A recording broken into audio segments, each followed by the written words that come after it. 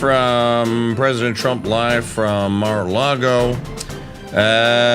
Trump is not there yet, but he's on its way. We are live on the Twitter. We are live on the YouTube on the Crusade Radio Network. We're live on radio as well. I'm your host, Mike Church, welcoming all of you into this Thursday afternoon. It's a beautiful afternoon here. It was funny, the story that came out from the New York Times was Trump calls press conference because he has been living in the shadows since the Harris-Walz announcement. And I guess the gist of that was in order to take back the narrative from the evil lord, last waltz to Gomorrah, Tim Walz of Minnesota, then Trump had to call the press conference. The funny thing is this, though. The New York Times doesn't have to cover it. You know, they make it like it's mandatory, like they have to go there. They make it like the other networks have to go there, like everyone has to show up. They don't have to show up. So it's completely and totally voluntary. I have no idea what it is that he is actually going to talk about. But we will all find out here momentarily. You can join the live chat on the YouTube channel, and I enabled the chat as well on the Twitter feed over there as well, so you can join all of that. If you are watching us live, welcome back and welcome aboard again. Waiting for President Trump to actually come up to the dais, and when he does, then we will switch the feed live over to that. It's been a pretty not very eventful day today. I don't have a lot of news to catch you up on. There's not a lot that is breaking out there. I did find out that the story is out there that Governor Tim Walz, somewhere along the line, supposedly was busted for a DUI.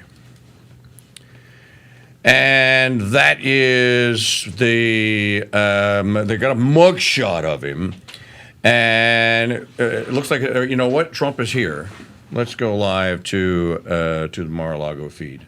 Most dangerous position it's ever been in from an economic standpoint, from a safety standpoint.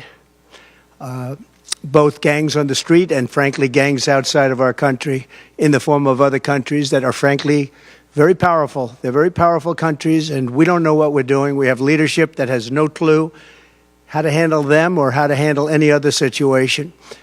We have a lot of bad things coming up. You could end up in a depression of the 1929 variety, which would be a devastating thing. Took many years, took decades to recover from it. And we're very close to that, and we're very close to a world war. In my opinion, we're very close to a world war. We have people that don't know how to handle it. They're not respected. All over the world, they're laughed at. And we can't have that. Most dangerous period of time I've ever seen for our country. With that being said, we have somebody that hasn't received one vote for president, and she's running, and that's fine with me.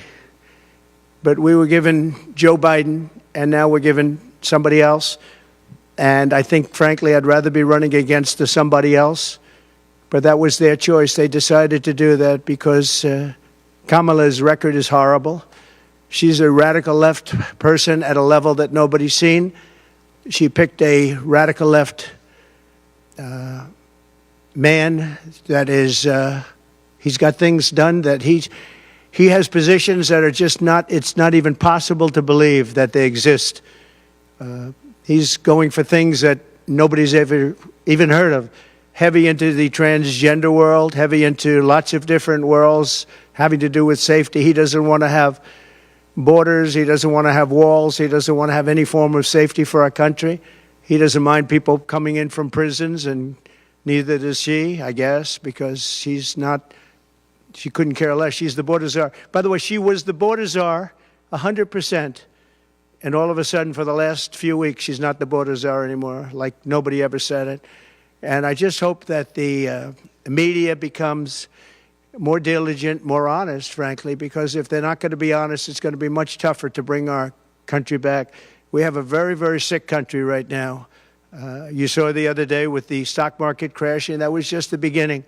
That was just the beginning. It's going to get worse. It's going to get a lot worse, in my opinion. And fortunately, we've had some very good polls over the last fairly short period of time. Rasmussen came out today. We're substantially leading, and others came out today that we're leading, and in some cases substantially. I guess MSNBC came out, or CNBC came out also with a poll that was, has us leading, and leading fairly big in swing states. In some polls, I'm leading very big in swing states because they want safety. People want safety. They want security. They want respect all around the world for our country. They don't want this horrible culture that is developing, a culture of no common sense. It's really a culture of no common sense, and it's not what anyone wants. We want to have a safe country. We want to have a strong military. We want low interest rates, and we want to be able to have the American dream. We want to be able to have our youth be able to buy homes, housing, get good jobs. And we're really just at the opposite right now. It's so sad to see. But as a border czar, she's been the worst border czar in history, in the world history. I think the number is 20 million, but whether it's 15 or 20, it's numbers that nobody's ever heard before. 20 million people came over the border during the Biden-Harris administration. 20 million people, and it could be very much higher than that. Nobody really knows what the number is. Nobody knows. Nobody has a clue. And the gotaways, they call them the gotaways. The gotaways are at numbers. Somebody was quizzing me on it the other day. No, I don't think so, sir. I don't think so. They have no idea what those numbers are, but they're much higher than you would think. Just like far more people were killed in the Ukraine-Russia war than you ever report. Just like the October 7th would have never happened. Russia would have never hit Ukraine had the election result been called differently. It was a very bad call, but Russia would not have attacked Ukraine. October 7th in Israel would have never happened. You wouldn't have inflation. A lot of great things would have happened, but now you have millions and millions of dead people, and you have people dying financially because they can't buy bacon, they can't buy food, they can't buy groceries, they can't do anything. And they're living horribly in our country right now. With all of that being said, I think it's very important to have debates, and we've agreed with Fox on a date of September 4th. We've agreed with NBC, fairly full agreement, subject to them, on September 10th. And we've agreed with ABC on September 25th. So we have those three dates, and those networks, they're very anxiously awaiting that date and those dates. So we have September 4th, September 10th, and September 25th. We have spoken to the heads of the network, and it's all been confirmed, other than some fairly minor details. Audience, some location, which city would we put it into, but all things that will be settled very easily. I think it'll be very easy. The other side has to agree to the terms. They may or may not agree. I don't know if they're going to agree. She hasn't done an interview. She can't do an interview. She's barely competent, and she can't do an interview. But I look forward to the debates because I think we have to set the record straight. Why is it that millions of people were allowed to come into our country from prisons, from jails, from mental institutions, insane asylums, even insane asylums? It's a mental institution on steroids. That's what it is. When you see the people that are coming into these are institutions that are being emptied out, not in South America, all over the world, including South America, all over the world. Prisons are being emptied out into our country because we have a president that's the worst president in the history of our country. We have a vice president who is the least admired, least respected, and the worst vice president in the history of our country.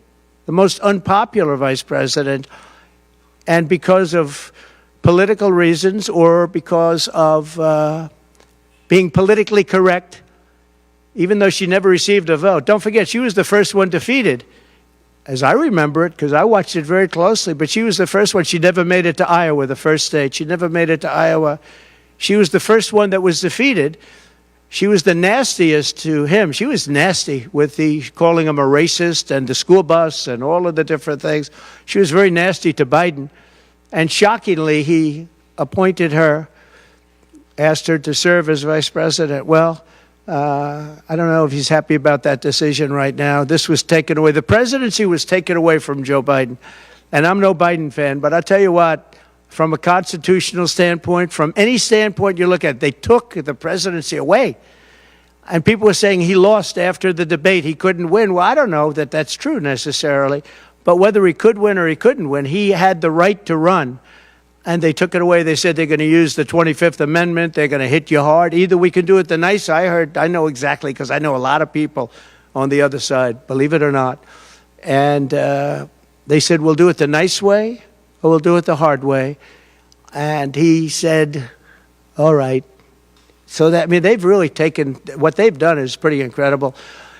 And now I'm running against somebody else, and we're leading. We're leading. So I'm not complaining. I'm saying it's for a country with a constitution that we cherish. We cherish this constitution. To have done it this way is pretty severe, pretty horrible.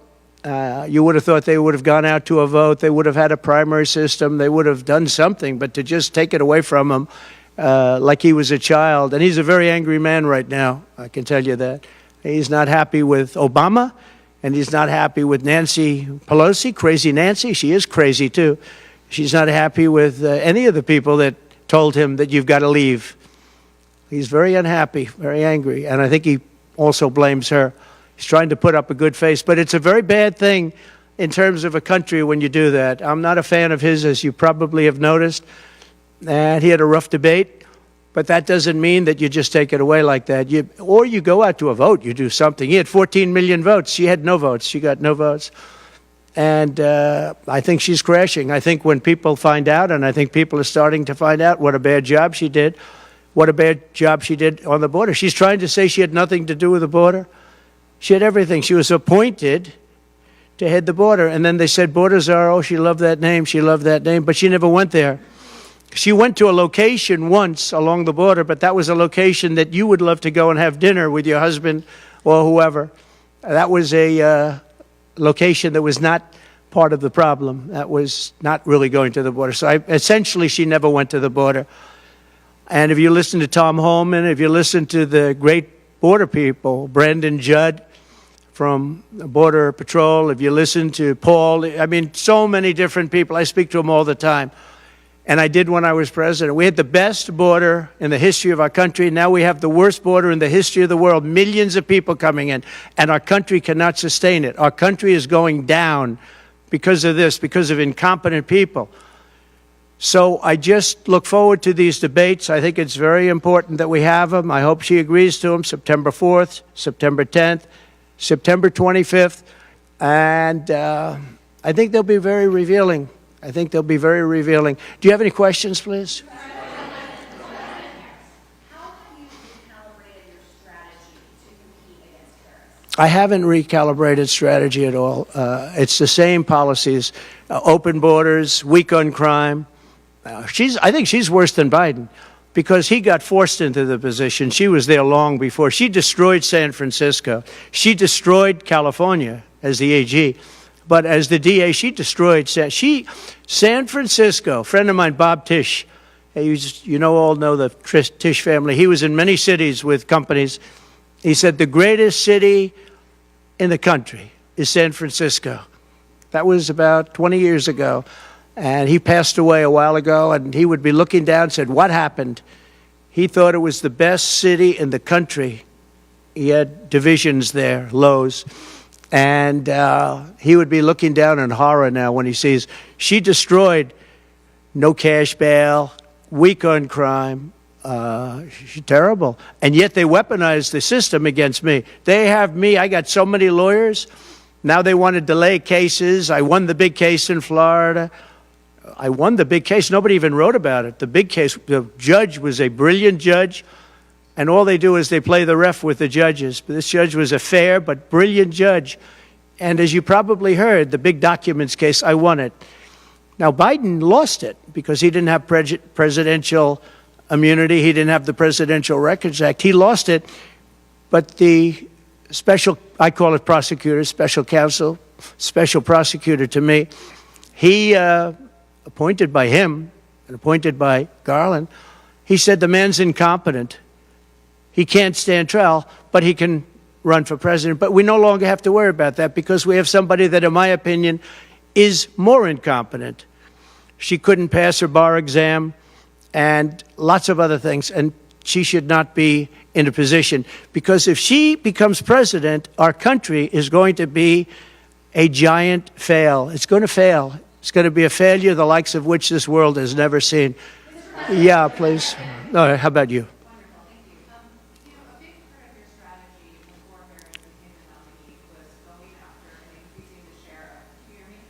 You have to speak louder. Okay, great. A big part of the strategy for your campaign before Harris became the nominee was appealing to black voters. That's Yeah. something you were really going after. In polls, we really see Harris being go out with that group, and I'm wondering how you are going to go after black voters now that she's the nominee and really winning them over. Well, it changes around a little bit. I'm getting other voters. Perhaps, I was doing very well with black voters, and I still am. I seem to be doing very well with black males.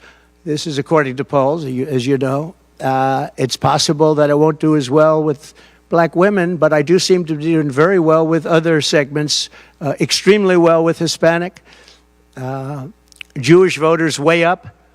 White males way up. White males have gone through the roof. White males way up. Now, I don't know. All we're doing is giving you the stats that you have. It could be that I'll be affected somewhat with black females, where we're doing pretty well. And I think ultimately they'll like me better because I'm going to give them security, safety, and jobs. I'm going to give them a good economy. We have a very bad economy right now. We could literally be on the throes of a depression, not recession, a depression. And they can't have that. They can't have that. So I think I'm going to do well with everybody, especially when the facts are out. Yeah, please, in the back.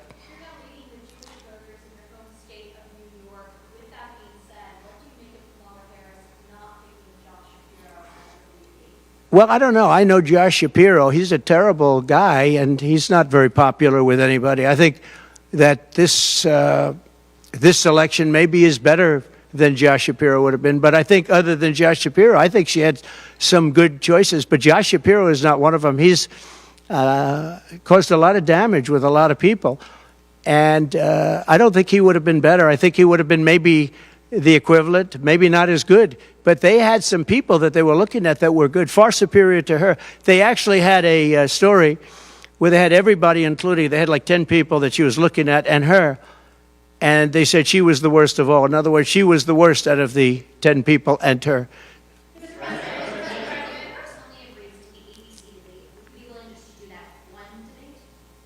I don't know how that's going to work out. We'd like to do 3 debates. We think we should do 3 debates. We think Fox and ABC. And we also have CBS is going to do the vice presidential debate. So CBS will do vice presidential. And I have to tell you, J.D. Vance has really stepped up. He's doing a fantastic job.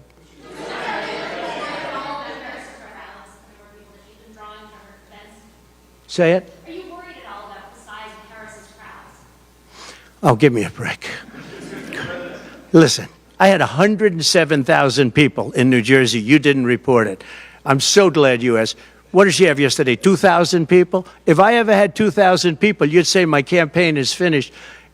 It's so dishonest, the press. And here's a great example. I had in Michigan recently 25,000 people, and 25,000 people we just couldn't get them in. We had in Harrisburg 25,000 people, and 20,000 people couldn't get in. We had so many. Nobody ever mentions that. When she gets 1,500 people, and I saw it yesterday on ABC, where they said, oh, the crowd was so big. I have 10 times, 20 times, 30 times the crowd size, and no, they never say the crowd was big. That's why I'm always saying turn around the cameras.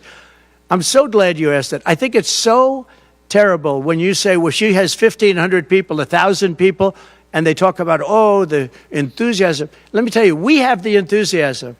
The Republican Party, and me as a candidate, but the Republican Party has the enthusiasm. because people want to see crime stopped. They want to see a country that's respected. Think of it. If I were president, you wouldn't have Russia and Ukraine, where it never happened. Zero chance. You wouldn't have had October 7th of Israel. You wouldn't have the horrible withdrawal. And I don't mean the withdrawal, because the withdrawal was fine. I was ready to withdraw from Afghanistan, and we were going to do it with dignity and strength.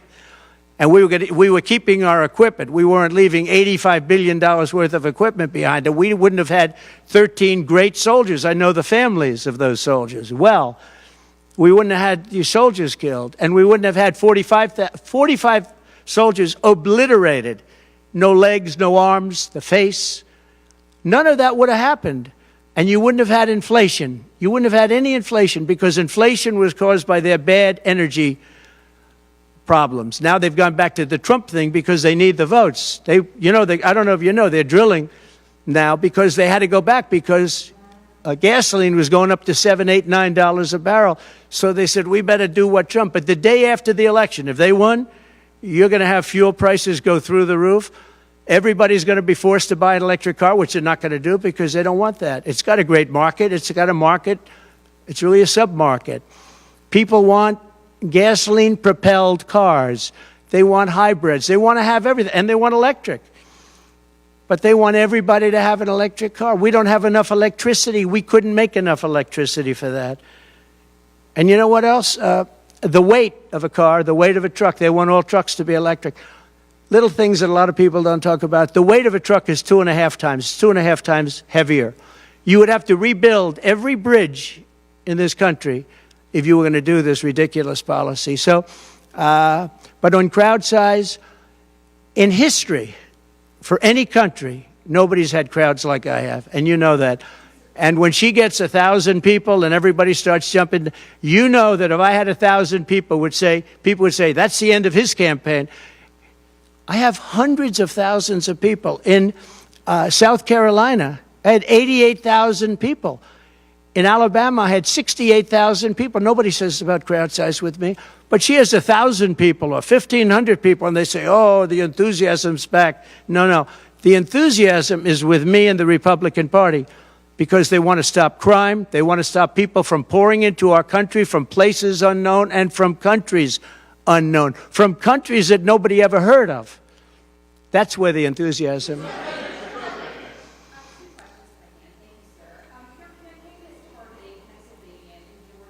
Yeah. Get those two, you could seal the deal. That's what they say.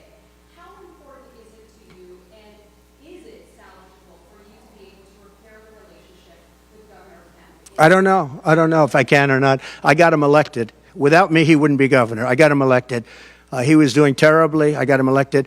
With that being said, I hope we can repair it, but if we don't, the people are still the people, and they're going to vote. We're leading in Georgia by a lot. We're leading in Pennsylvania by a lot. So, but I don't know. Now, in Pennsylvania, I have great relationships. In Georgia, I do too, but unfortunately not with the governor. I've never understood it. When you get somebody elected, they're supposed to like you. He's not exactly, for some reason, and you'll have to ask him about that. Yeah, I'd love to see it get repaired. I think that if we don't win Georgia, Georgia is a big win, is a big state. So I won Alabama by a record. Nobody's ever gotten that many votes. I won South Carolina by a record. You don't win Alabama and South Carolina by records and lose Georgia. It doesn't happen. And the people of Georgia understand that. There was tremendous anxiety and problems in Georgia. A lot of people say, what happened? And we have to, all we want is honest elections. If we have honest elections in Georgia, and we have honest elections in Pennsylvania, we're going to win them by a lot.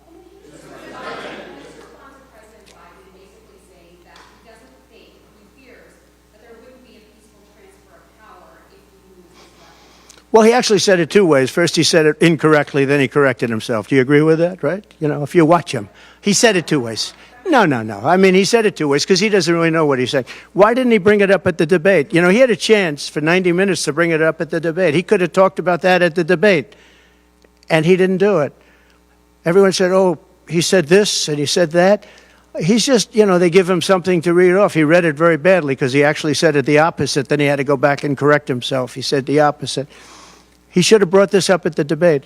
If he had a problem, Of course there'll be a peaceful transfer, and there was last time, and there'll be a peaceful transfer. I just hope we're going to have honest elections, that's all, okay? You have not had a public campaign event for nearly a week now, currently in Montana, which is not a swing state. Some of your allies have expressed concern that you're not taking this race seriously, particularly... What a stupid question this is. ...enthusiasm on the other side. Why haven't you been campaigning? Because I'm leading by a lot, and because I'm letting their convention go through, and I am campaigning a lot. I'm doing tremendous amounts of taping here. We have commercials that are at a level I don't think that anybody's ever done before. Plus, in certain cases, I see many of you in the room where I'm speaking to you on phones, I'm speaking to radio, I'm speaking to television. Television's coming over here. Excuse me, what are we doing right now? She's not doing any news conference. You know why she's not doing it? Because she can't do a news conference. She doesn't know how to do a news conference. She's not smart enough to do a news conference. And I'm sorry, we need smart people to lead this country because our country's never been in this danger before, both economically and from an outside perspective. Russia doesn't respect us anymore. China doesn't respect us anymore. North Korea, Kim Jong-un, liked me a lot. He doesn't like this group. We are in great danger. We're in great danger of being in World War III. That could happen. No, after their convention, yeah. And I'm going out to certain places to help certain senators get elected. Not even for me. I'm trying to help when I go out to Wyoming or when I go out to Montana, or I'm going to different places to help people. And I don't have to go there because I'm leading those states, as you know, by 35, 40, 50 points. I'm leading by record numbers. I'm going because I want to help senators and congressmen get elected. Congressmen and women get elected. Yes, please. Yeah, go ahead. Mr. President, can you tell us a bit more about your upcoming interview with Elon Musk? The upcoming what? Interview with Elon Musk on Monday. Oh, yeah. Now saying that the Chinese Communist Party can use American social media platforms to spread its propaganda. What do you think they should do? Yeah, the Elon Musk. So, yeah, sure. So Elon called me. As you know, he endorsed me full-throated. Great endorsement. I respect Elon a lot. He respects me. And not easy for him to endorse, to be honest with you. You know, it takes courage to endorse people. Many people have courage and many people don't. He does have courage. And Elon endorsed me, and he asked me whether or not I'd do a show on Monday, and I think it's going to be Monday night. And I believe he's the host of the show. So it'll be very interesting. A lot of people are talking about it. I look forward to it. That'll be done on Monday night. And just a quick question. What do you think social media companies in America should do to combat potentially misinformation spread by the Chinese people? Well, you have a lot of misinformation spread about China, and you have a lot of misinformation spread about a lot of different places. I think I'm going to get along great with China.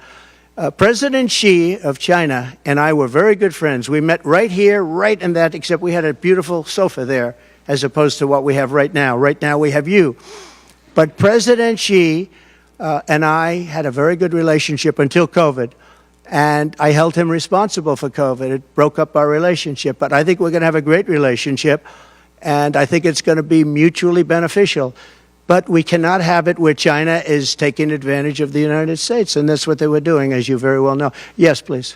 You just said that there was peaceful transfer of power last time when you left office. You didn't see January 6th as a massive attack. How is that a peaceful transfer of power? What's your question? My question is, do you think the last time was a peaceful transfer of power when you left office? No, I think the people that, if you look at January 6th, which a lot of people aren't talking about very much, I think those people were treated very harshly. When you compare them to other things that took place in this country where a lot of people were killed, nobody was killed on January 6th. But I think that the people of January 6th were treated very unfairly. And they were there to complain, not through me, they were there to complain about an election. And, you know, it's very interesting. The biggest crowd I've ever spoken to, and I said peacefully and patriotically, which nobody wants to say, but I said peacefully and patriotically. The biggest crowd I've ever spoken to, and you've seen, Maggie, I was at the mall, I was at the Washington Monument, I was at the whole thing. I had crowds, I don't know who's ever had a bigger crowd than I have, but I had it many times. The biggest crowd I've ever spoken before was that day, and I'll tell you, it's very hard to find a picture of that crowd. You see the picture of a small number of people relatively going to the Capitol, but you never see the picture of the crowd. The biggest crowd I've ever spoken, I've spoken to the biggest crowds. Nobody's spoken to crowds bigger than me. If you look at Martin Luther King, when he did his speech, his great speech, and you look at ours, same real estate, same everything, same number of people, if not, we had more. And they said he had 1 million people, but I had 25,000 people. But when you look at the exact same picture, and everything's the same because it was the fountains, the whole thing, all the way back to from Lincoln to Washington, and you look at it, and you look at the picture of his crowd, my crowd, we actually had more people. They said I had 25,000, and he had 1 million people, and I'm okay with it because I liked Dr. Martin Luther King. Yeah, please. President Trump, you said repeatedly on Truth Social that it was unconstitutional for the Democrats to replace President Biden with Vice President Harris as their candidate. Can you explain your constitutional analysis? Which part of the Constitution? Yeah, sure. We have a Constitution. It's a very important document, and we live by it. She has no votes, and I'm very happy to run against her. I'm not complaining from that standpoint. And I hate to be defending him, but he did not want to leave. He wanted to see if he could win. They said, you're not going to win. After the debate, they said, you're not going to win, you can't win, you're out. And at first they said it nicely, and he wasn't leaving. And then you know it better than anybody. Wait a minute. So when you think about it, they said at first they were going to go out to another vote. They were going to go through a primary system, a quick primary system, which it would have to be. And then it all disappeared, and they just picked a person that was the first out. She was the first loser, okay? So we call her the first loser. She was the first loser when during the primary system. During the Democrat primary system, she was the first one to quit, and she quit. She had no votes, no support, and she was a bad debater, by the way, very bad debater. And that's not the thing I'm looking forward to, but she was a bad debater. She did obviously a bad job. She never made it to Iowa. Then for some reason, and I know he regrets it, you do too, he picked her, and she turned on him too. She was working with the people that wanted him out. But the fact that you can get no votes, lose in the primary system, in other words, you had 14 or 15 people, she was the first one out, and that you can then be picked to run for president, it seems to me actually unconstitutional. Perhaps it's not. Please.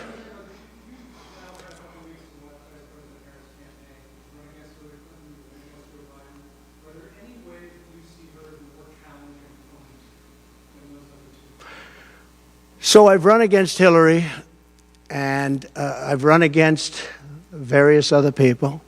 I would say that in terms of intelligence, Hillary was far superior. I would say that. Hillary was smart. She was her own worst enemy in many ways, but she was smart, very smart. Okay? If you ask me to compare them. Please.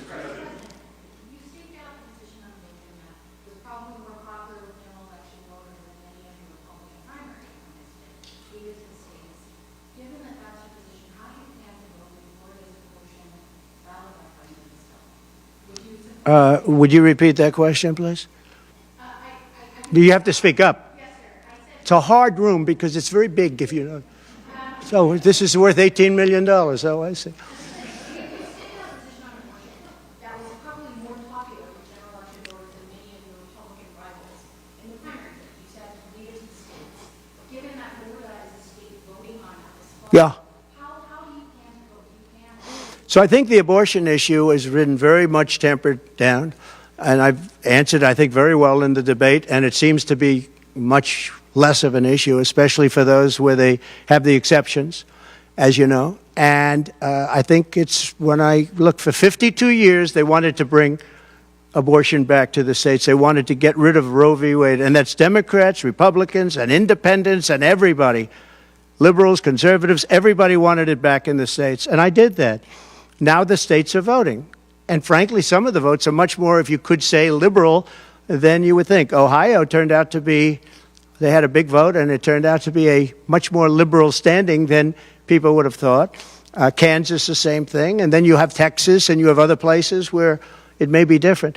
But the issue has been brought back to the states now. And like Ronald Reagan, I believe in the exceptions for rape, incest, and life of the mother. I believe, I believe strongly. I think that that's a very important thing. I think when you have to follow your heart. But when you don't believe in the exceptions, I think it's much tougher. It's a much tougher issue. But about 82% of Republicans do believe in exceptions. I think and a lot of them are changing their mind and coming even further. I think that abortion has become much less of an issue. It's a very small, I think it's actually going to be a very small issue. What I've done is I've done what every Democrat and every Republican wanted to have done, and we brought that issue back to the states. And now the states are voting on it. And frankly, some of the votes are a lot different than people would have thought. But it's the vote of the people is taking care of it. And, when you think about the Democrats are really the radical ones on this because they're allowed to do abortion on the 8th and 9th month and even after birth. If you look at your new governor from Minnesota, he's like the governor previous, the former governor. I don't want to get him mixed up because Glenn is doing a good job and he's leading our whole campaign in Virginia, Glenn Youngkin. But previous to Glenn, the governor, he said the baby will be born, we will put the baby aside and we will decide with the mother what we're going to do. In other words, whether or not we're going to kill the baby. The Minnesota gentleman, this guy agrees with that. He is the most liberal. Look, between her and him, there's never been anything like this. There's never been a combination. So I'll use the word progressive. They want to go progressive. They don't like the word liberal. I like liberal better. I think it's more appropriate because nobody knows what progressive means. But they now like to use the word progressive. But there's certainly never been anybody so liberal like these two, or even close.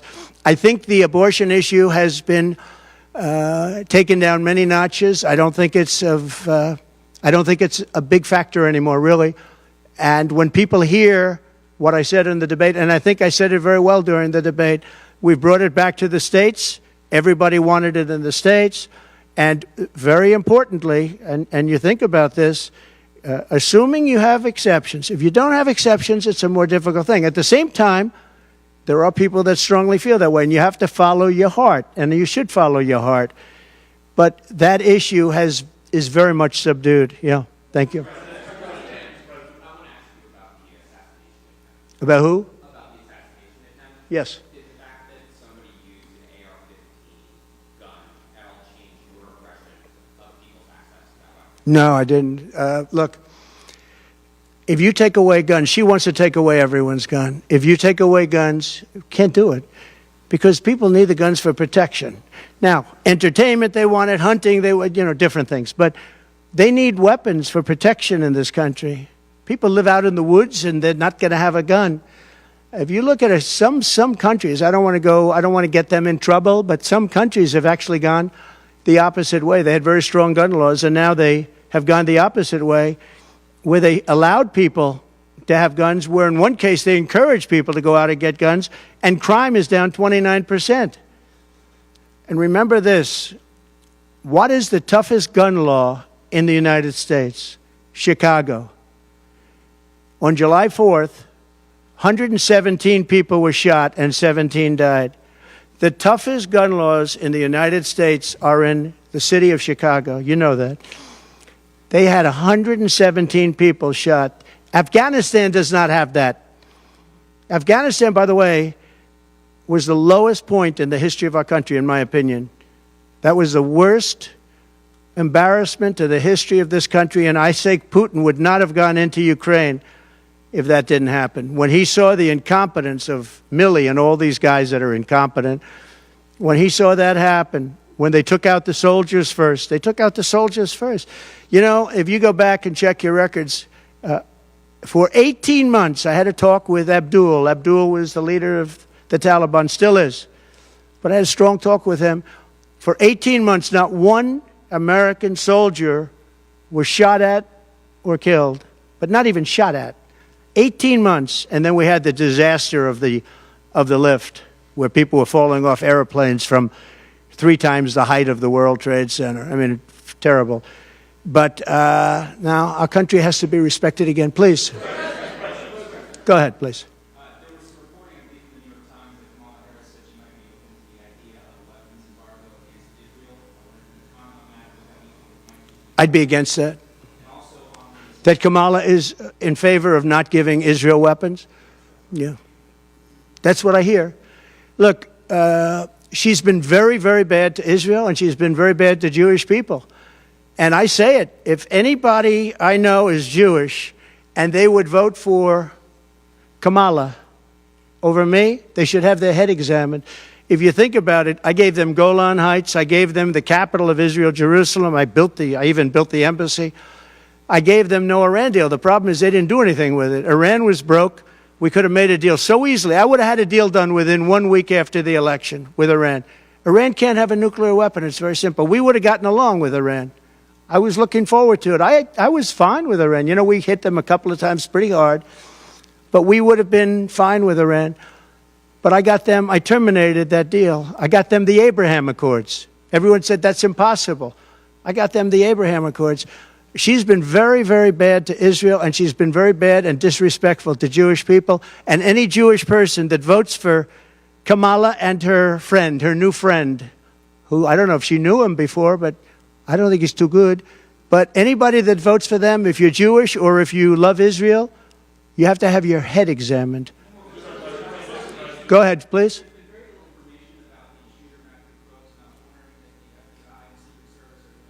They have. The FBI came to see me about the shooter. I think they've done a very good job. And I think they did a very good job with respect to this other lunatic that they have in custody. Please. There's been some discussion around Vice President Harris's relationship with Willie Brown, Yeah. former mayor of San Francisco, and how that might have intersected with her career trajectory. So I'm just wondering if you followed that discussion at all. Well, I know Willie Brown very well. In fact, I went down in a helicopter with him. We thought maybe this is the end. We were in a helicopter going to a certain location together, and there was an emergency landing. This was not a pleasant landing, and Willie was he was a little concerned. So I know him pretty well. I mean, I haven't seen him in years, but he told me terrible things about her. But this is what you're telling me anyway, I guess. But he had a big part in what happened with Kamala. But he I don't know, maybe he's changed his tune, but he was not a fan of hers very much at that point. Do you believe Vice President Harris would certify your election victory if you win? Yeah, I do. Go ahead. How are you planning to vote on Florida's abortion referendum? On what? How are you planning to vote on Florida's abortion referendum? Well, I'm going to announce that. I'm going to actually have a press conference on that at some point in the near future, so I don't want to tell you now. But Florida does have a vote coming up on that, and I think probably the vote will go in a little more liberal way than people thought. But I'll be announcing that at the appropriate time. Please. Mr. President, your tax cuts from your administration will be coming up fairly soon and potentially expiring. I wanted to ask you specifically about the tax code favoring parents versus people who don't have children. There are a number of tax breaks. Yeah. Oh, we gave tremendous for child care and all of that. No, our tax cuts, which are the biggest in history, our tax cuts are coming due, as you know, very soon.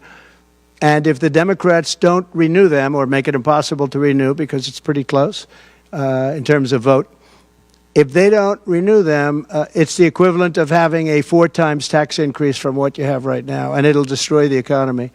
I think they're under tremendous pressure to do it. I've never seen, all my life I grow up and I watch politics, and I used to be on the other side of politics first, and then I run for office. But in all the years of studying politics, I've never seen people get elected by saying, we're going to give you a tax increase. These guys get up, think of it. We're going to give you no security. We're going to give you a weak military. We're going to give you no walls, no borders, no anything. All these things they're doing. I mean, the transgender became such a big thing. But they do all of these things, but they always say, we're going to give you a tax increase. I never heard anybody campaign on a tax increase. A politician has always said, I will cut taxes. I'll give you one example, Social Security. They're going to destroy Social Security. I am going to leave Social Security. I'm not raising the years. I'm not raising the age. I will be saving Social Security, and I'm going to work it out that there's no tax on Social Security for seniors. I'm also doing no tax on tips, no tax on tips. So waiters, waitresses, caddies, people that drive cars, people that get tips who have been harassed by this government, we're going to have no tax on tips. That's a big thing.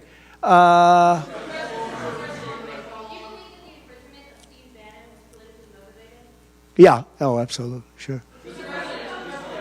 Because other people have done far bigger things than Steve Bannon. Sure. It's politically motivated. I think it's a horrible thing they did. Look, they've weaponized government against me. Look at the Florida case. It was a totally weaponized case. All of these cases, by the way, the New York cases are totally controlled out of the Department of Justice. They sent their top person to the various places. They went to the AG's office, got that one going. Then he went to the DA's office, got that one going, ran through it. No, this is all politics, and it's a disgrace. Never happened in this country. It's very common that it happens, but not in our country. It happens in banana republics and third world countries, and that's what we're becoming. We have no borders. We have bad voting regulations. Anytime you have mail-in ballots, you're going to have problems. France learned that lesson. You know, France had all mail-in voting, and they went back to paper ballots, voter identification, voter ID. They went back to a normal system, one-day voting. They don't want to be around, voting for 64 days. And look, the election, I keep talking about November 5th, but the election really starts on September 6th. That's when it starts because it's early voting. We should have one-day voting. We should have paper ballots. We should have voter ID, and we should have proof of citizenship. Please. No, the gentleman in the back. President, do you support continuation tax credit for EVs? For who?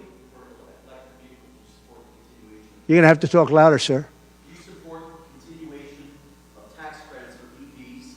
And secondly, what sort of political or policy advice does Elon Musk give you? Elon is a very different kind of a guy. He's a very big believer in the country, but he's very worried about the country. He's very worried about the country. And I don't know if it's good for him politically to have supported me, although I think we have a vast majority of this country does support me. But Elon, more than almost anybody I know, I mean, he loves this country. He loves the concept of the country. But like me, he says this country is in big trouble. It's in tremendous danger. Okay, please. Polls suggest overwhelmingly that Americans trust you more than Kamala Harris to fix the U.S. economy. I like this guy. I like him. What message do you have to Americans, sir, who are struggling to pay for every Yeah. groceries, rent? The polls have suggested. There are some polls that say we're going to win in a landslide. People are voting with their stomachs, meaning they're going to the grocery store. They're paying 50, 60, 70% more for food than they did just a couple of years ago. Look at what's happened to energy. Look at what's happened not only to their cars, where gasoline's gone from $1.87, and we had moments when it was below that, but it's gone from $1.87 to $5, $6, and $7. And they take the strategic national reserves and they take it out, even though it's peanuts compared, it doesn't last long. But they're virtually empty now. We've never had it this low. And he's using that to keep the gasoline prices as low as possible. He's sucked all of the oil out, essentially the gasoline, to keep the price down a little bit, and it's had very little impact. But you know what? We have no strategic national reserves now. He's emptied it. It's almost empty. It's never been this low. And I had it at a good level, and I would have had it more if the Democrats would have approved the deal. You know, I had a deal to buy it at $22 a barrel, and now it's going to be close to 100 pretty soon, my opinion. And the Democrats didn't want to do that, but we bought a lot anyway, and we had it pretty good. And what they've done to the national reserves, the strategic national reserves, is, as you know very well, because you cover it, but what they've done is incredible. They've just, for the sake of getting some votes, for the sake of having gasoline, you know, that's meant for wars. It's meant for, like, tragedy. It's not meant to keep a gasoline price down so that somebody can vote for Biden, or in this case, Kamala, who, by the way, is worse than Biden. And she's actually not as smart. Okay? She's actually not as smart. That's hard to believe, isn't it? Yeah, please. Okay. There are other things the federal government could do, not just a ban. Would you direct your FDA, for example, Sure, you could do things that would supplement, absolutely. And those things are pretty open and humane. But you have to be able to have a vote, and all I want to do is give everybody a vote. And the votes are taking place right now as we speak. Yeah, but there are many things on a humane basis that you can do outside of that, but you also have to give a vote, and the people are going to have to decide. Okay, yes, please. You. On what? No, I think she's actually not as smart as he is. I don't think he's very smart either, by the way. I'm not a big fan of his brain. But I think that she's actually not as smart as he is. So what do you attribute her rising in the polls as becoming a more competitive race since she's taken over? Well, she's a woman. She represents certain groups of people. But I will say this. When people find out about her, I think she'll be much less. And I see it right now. I see her going way down in the polls now. Now that people are finding out that she destroyed San Francisco, she destroyed the state of California along with Governor Gavin Newsom. He's been a terrible governor, terrible. But they did it together. And she was early. I mean, she was the first of the prosecutors, really. You know, now you see Philadelphia, you see Los Angeles, you see New York, you see various people that are very bad. But she was the first of the bad prosecutors. She was early. Who? Would you repeat that, please? No, you. Would you repeat her, what she said? You have to speak up. This room is very louder.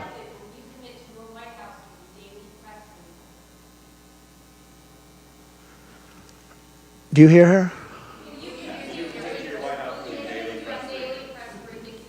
A daily press briefing? Why would I do that? I would give you all the press briefings you want. Look what I'm doing here. But why would I do a daily press? You'd get tired of me very fast. No, but I will give you total access, and you'll have a lot of press briefings, and you'll have from me. Now, are you talking about from me or from a press secretary? Well, yeah, probably they'll do something. If it's not daily, it's going to be a lot. You'll have more than you want. Yeah, please. President Biden vowed not to pardon his son Hunter, who is now a convicted felon and facing more felony charges in his upcoming trial for alleged tax evasion. Would you consider granting clemency or a pardon? I don't think it's appropriate for me to talk about it. I think it's a tragic story. You want to know the truth. And I felt that with Hillary Clinton, too. You know, with Hillary Clinton, I could have done things to her that would have made your head spin. I thought it was a very bad thing. Take the wife of a president of the United States and put her in jail. And then I see the way they treat me. That's the way it goes. But I was very protective of her. Nobody would understand that, but I was. I think my people understand it. They used to say, lock her up, and I'd say, just relax, please. We won the election. I think it would be I think it would have been horrible for our country and we had her between the hammering of all of the files. And don't forget, she got a subpoena from the United States Congress. And then, after getting the subpoena, she destroyed everything that she was supposed to get. I thought it was so bad to take her and put her in jail, the wife of a president of the United States, and then when it's my turn, nobody thinks that way. I thought it was a very terrible thing. And she did a lot of very bad things. I'll tell you what, she was pretty evil. But in terms of the country and in terms of unifying the country, bringing it back, to have taken her and to have put her in jail, and I think you know the things as well as I do. There were some pretty bad acts that she did. I think it would have been very bad for our country. And a lot of my people, a lot of the MAGA, as they call them, but the base. And I think the base is 75% of the country, far beyond the Republican Party, because we're a party of common sense, and I'm a person of common sense. I want to have low taxes. I want to have strong borders. I want to have a strong military so that China and Russia, look, they've allowed China and Russia to do the impossible combined. They're natural enemies. They always have been, because China needs more land and Russia has it.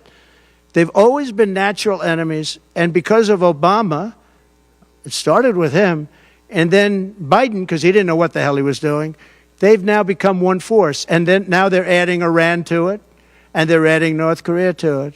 Pretty powerful force. This is something that is unthinkable that they allowed to happen. Just to put a button on this, you're saying that you're not going to change your campaign strategy, you're going to keep going with the issues. But what if this so-called honeymoon period Oh, it's going to end. The honeymoon period's going to end. Look, she's got a little period. She's got a convention coming up.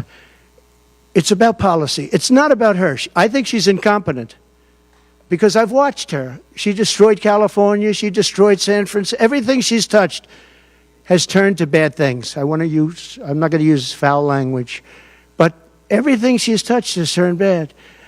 She's incompetent.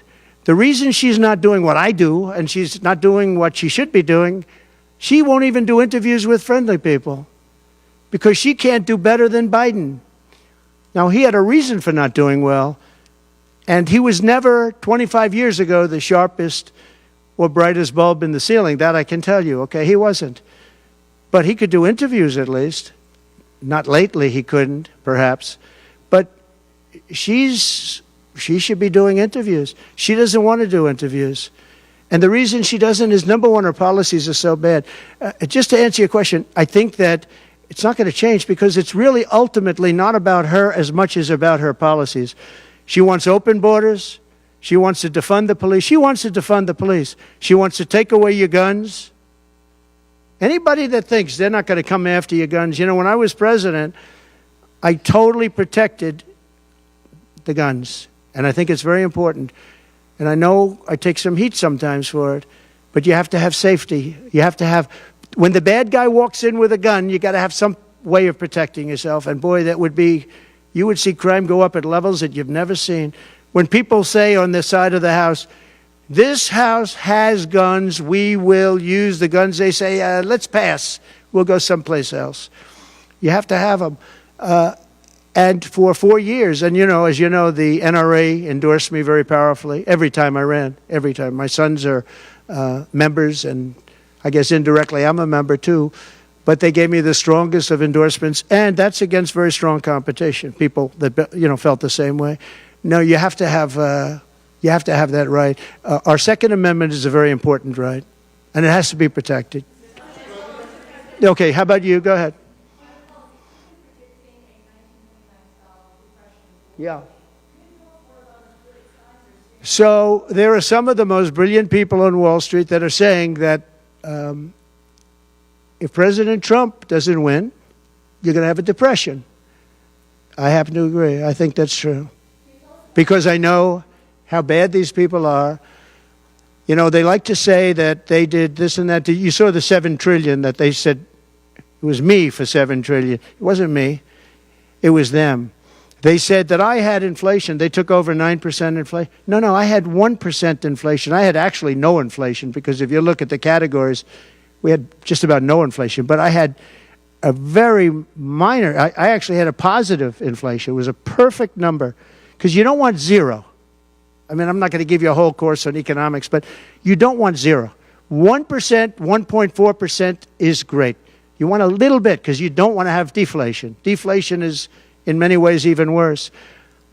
I had a perfect number right around the 1% number. It was perfect. And to show you, it stayed there for 2 years. And then he did all of the different borrowings that he did. And then he did so many things wrong. Every time he would do it, I'd say, big mistake. And don't forget, they sell hats and they sell stories. Trump was right about everything. I've been right about a lot. Yes, Maggie.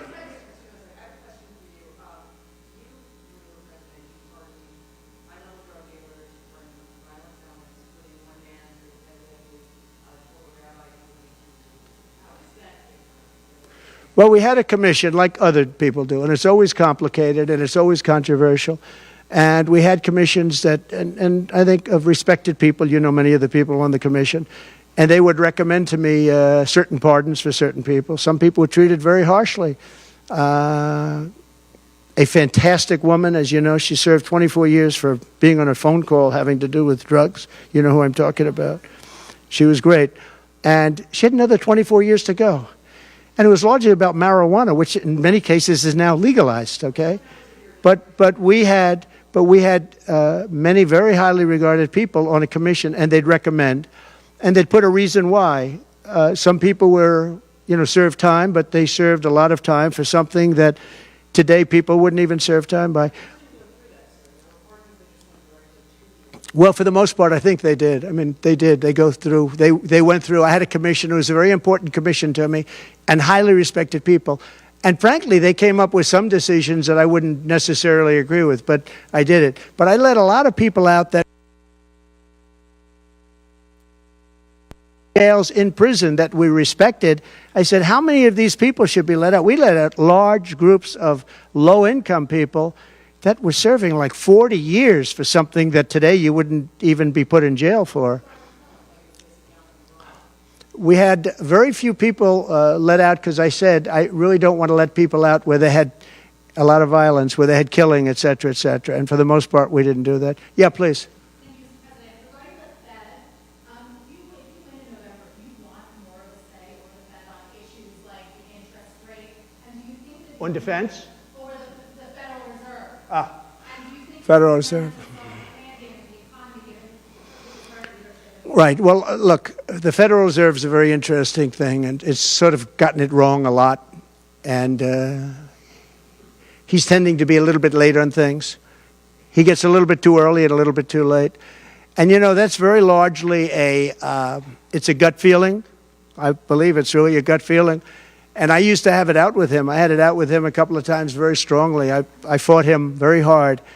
And, you know, we get along fine. We get along fine, but I feel the president should have at least say in there. Yeah, I feel that strongly. I think that in my case, I made a lot of money. I was very successful, and I think I have a better instinct than, in many cases, people that would be on the Federal Reserve or the chairman. Yeah. People going to prison for marijuana. Yeah. Harris supports rescheduling marijuana and also says that no one should go to prison for marijuana offense. Do you agree with that? Well, as we legalize it, I start to agree a lot more because, you know, it's being illegalized all over the country. Florida has something coming up. I'll be making a statement about that fairly soon. But as we legalize it throughout the country, whether that's a good thing or a bad thing, it's awfully hard to have people all over the jails that are in jail right now for something that's legal. So I think, obviously, there's a lot of sentiment to doing that. Yeah, please. Mr. President, Kamala Harris's father is Jamaican American, and she went to a historically black college. How is she only recently deciding to be black? Well, you'll have to ask her that question because she's the one that said it. I didn't say it. So you'll have to ask her, and I very much appreciate that question, but you'll have to ask her. But a long time ago, because I was a developer, I contributed lots of campaigns of Democrats, Republicans, and some were liberal and some were conservative. But you'll have to ask her about that. But to me, it doesn't matter. But to her, from her standpoint, I think it's very disrespectful to both, really. Whether it's Indian or black, I think it's very disrespectful to both. To me, it doesn't matter. Please, red dress. One is an assassination. Is your ear fully recovered? Is there a scar? Do you have any Yeah. Pretty much recovered, yeah. I'm a fast healer. It's a hell of a shot, but I'm a fast healer. Yeah, pretty much recovered. Do you have any hearing damage from it? No, it didn't hit that. I got very lucky. It just hit the lobe, as they call it. Is there a scar on your ear? Yeah, a little bit, not much. On top. A little bit. An immigration question. We've been running on the idea of mass deportation to the biggest in American history, basically. Yeah. When Senator Vance has been asked about that, he sort of suggested that really you only need to go after people who've been convicted of crime. Well, we're starting that, yeah. So what are you really talking about here? How will you pay for it? We are going to start the largest mass deportation in the history of our country because we have no choice. It's not sustainable. And we are going to start with violent criminals, and we're going to start then with criminals. And our local police is going to work with us because they know everything about the people. They know their names. They know everything about them. They know their middle name. They know their numbers. And as you know, the other side is trying. You know, look, for years I wondered, why are they allowing these people to come in at levels like this? It was incredible. And I said two reasons. They're either really stupid, and I don't believe they're stupid, because anybody that can cheat on elections like they cheat is not stupid. Or, in the alternative, they have bad motives or they hate our country. And I used to think they hate our country. But lately I've seen where they're trying to sign these people up to vote. And they have to stop They cannot let illegal immigrants vote in this upcoming election. All right, one more question.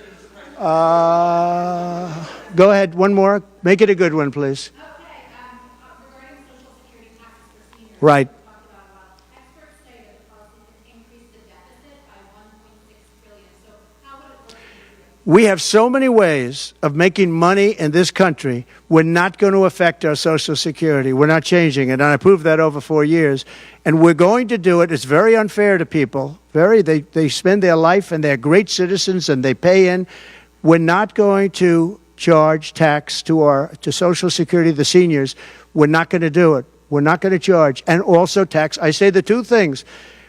We're going to have no tax on seniors, Social Security, and we're going to have no tax on tips. Very simple. And we are a country that has so many different ways to make money.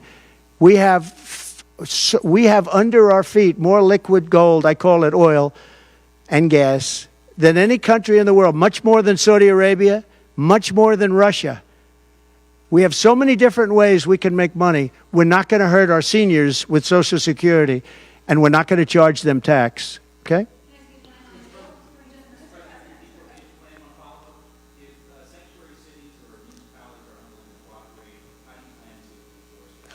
We should not have sanctuary cities. Sanctuary cities is a way of protecting criminals, and we should not have sanctuary cities. And if you go to California, and I know it well, I have property out there, great property.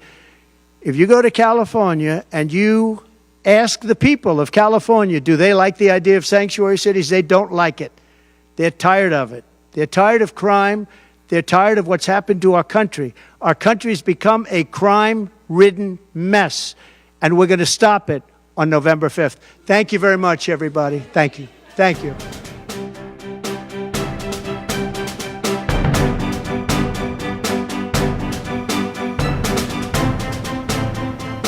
All right, so there you heard President Trump gave a 12-minute opening statement or so, and then moved on to taking questions, which is something that the opposition seemingly has not done yet and may not do.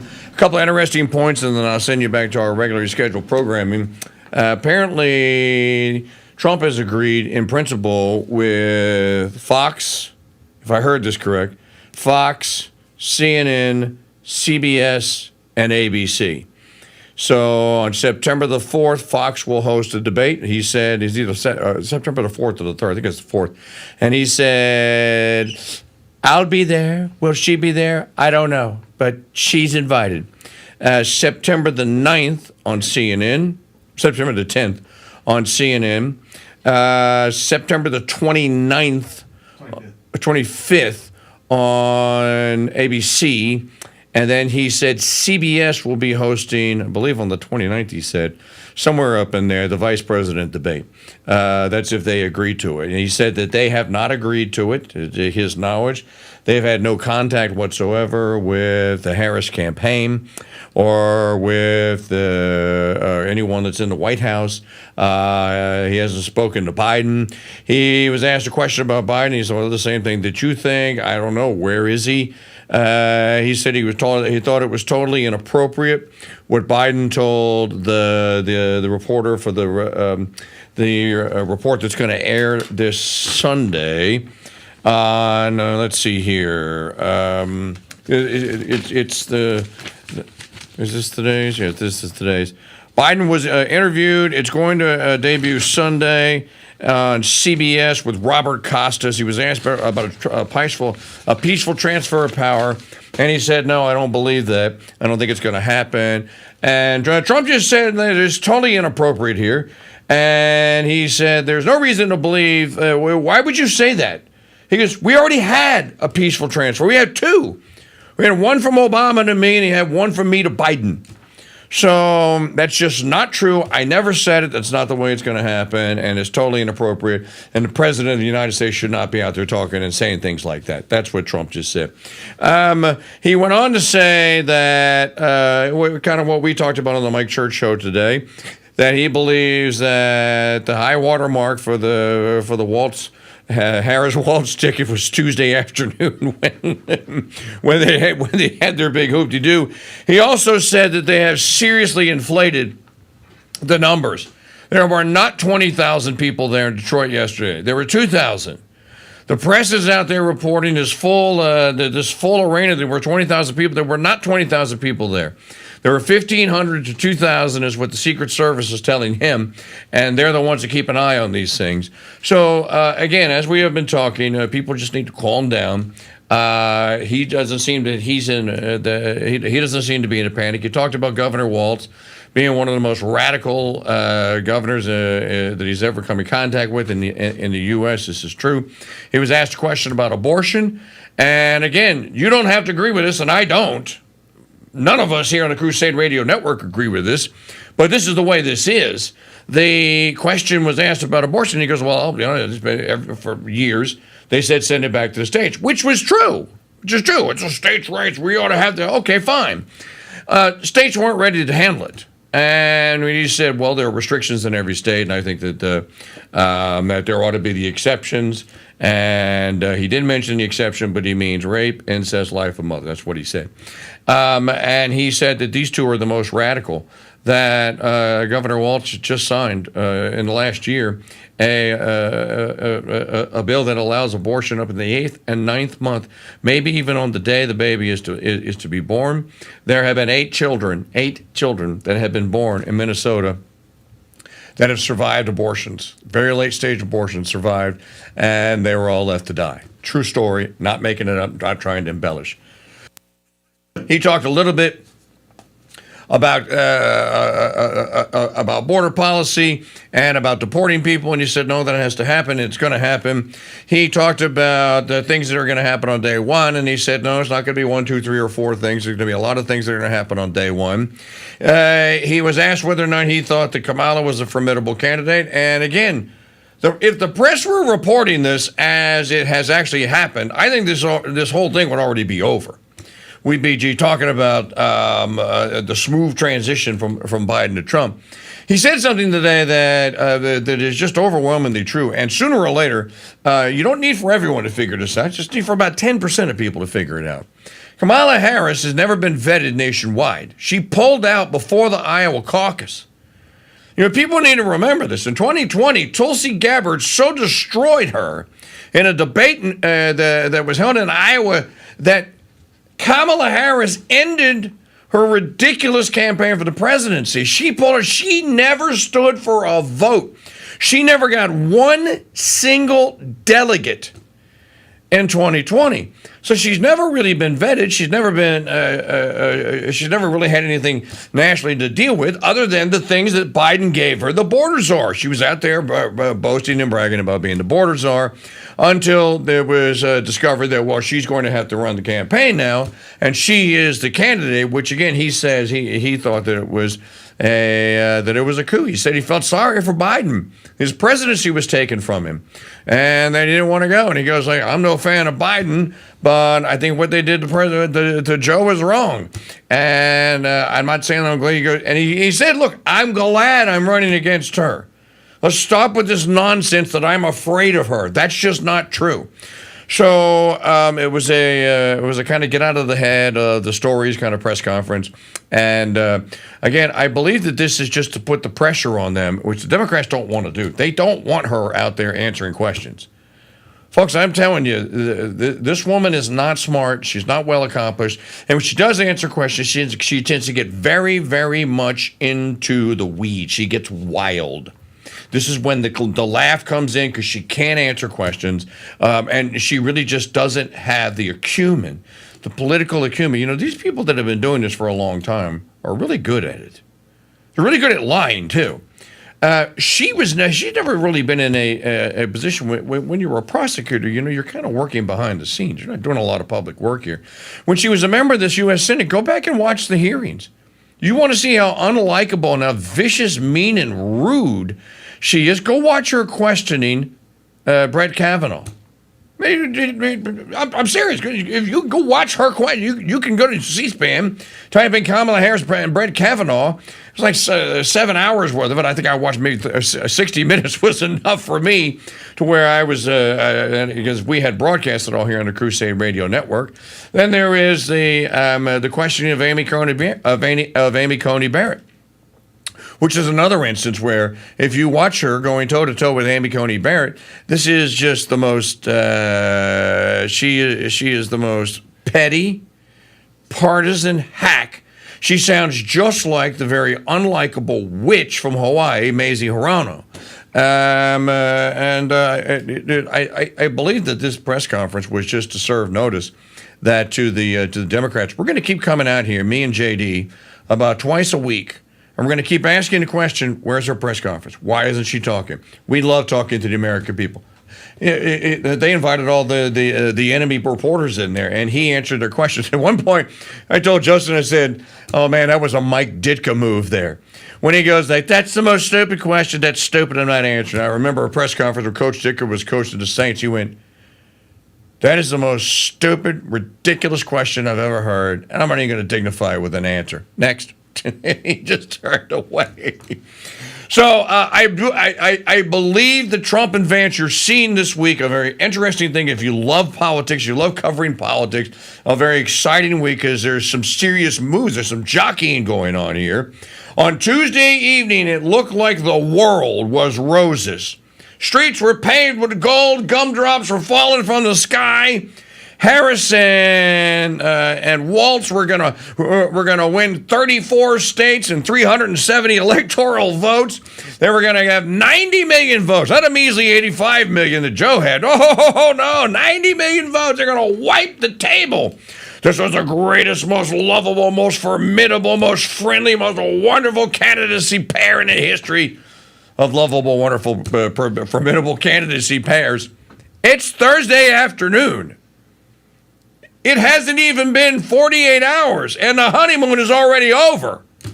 Largely because of what J.D. Vance did yesterday, and then President Trump coming out and just going, tag me, J.D., tag me, because he's a big wrestling guy, tag it. And J.D. tagging Trump, and Trump smashing Waltz and Harris's head into the turnbuckle a couple of times, throwing him on the mat, climbing to the third rope, and then doing the Gene and Ole Anderson belly flop on him. You're seeing an actual strategy emerge here. They go after these people. Don't let them sit out there. Don't let their little media, their little media parrots and puppets out there, because the story is being written isn't being written by the two candidates. It's being written by the press. And so get out ahead of it and say, well, why don't you ask them some questions? Why? If you love them so much, how come they don't love you? Why aren't they going on your show, bro? So I think a very positive thing today, and he's just showing that, again, he's very engaged. He's an affable guy. Most people that meet President Trump love him. If you're not in the press corps or a Democrat, you probably like him. And I think that comes through. And, yeah, he's telegraphing to the world, don't let these guys get away with it. Don't worry. Me and you're going to go back to doing business, and America's going to be first again. But, you know, we'll do some trade deals with you. So, again, this is toxic masculinity season. This is toxic femininity, sissy, kill babies and lop the body parts off and pick on people who can't defend themselves like teenagers and infants. What a great strategy the Democrats have going. It's going to fail. Pray for everyone involved. And I'm going to send you back to regular programming. I want to thank you guys for tuning in. Remember, I just want to reiterate this, and there's only like 20 of you that are watching out there, but maybe you'll see this in rebroadcast. While we were watching Trump, I went and logged out of all my browsers that I don't use regularly. There's two of them. And I went and searched YouTube again to see if our Crusade Radio Network coverage shows up on the live stream tab. Even when I searched for the title, I wrote the title. I have it in the text file. I put the title into a search box on YouTube and hit search, and I got bupkis. So there is, and we were pretty much shadow banned as well on X. Simon Atiba had 16,000 people watching. Ryan Fournier had 8,000. We had 80. There's just shadow banning going on everywhere. You don't have to take it. Go make a donation to our cause. We'll buy some advertising. We'll go around them or buy some marketing. Go to crusadechannel.com/donate and help us make sure that we stay on there to keep this live coverage going. And then share the channel with your friends and family. They can't stop you from doing that. And that really is. I'm going to start taking screenshots of these searches and screen caps just to show just how bad it is. And yeah, just like Trump's taking the campaign to the media, and Harris and Waltz will take our campaign to all of you and just show everyone, look, this is what's really going on. And it's wrong. We're good people. We're working hard. We're trying to do the right thing. And we're being just suppressed and censored at every turn. And it's just indecent. It's fraud. It's not fair. It should be illegal. And that's what I have to say about that. But we're happy for those of you that got to watch. We'll see you tomorrow on the Mike Church Show. Back to our regular scheduled programming here on the Crusade Radio Network, live talk and campaign radio. We keep proving it to you. This is like the 5th time since the Republican convention we have broken in with breaking news, just because when news breaks out, we break in. God bless you. Merry keep you. We'll see you tomorrow.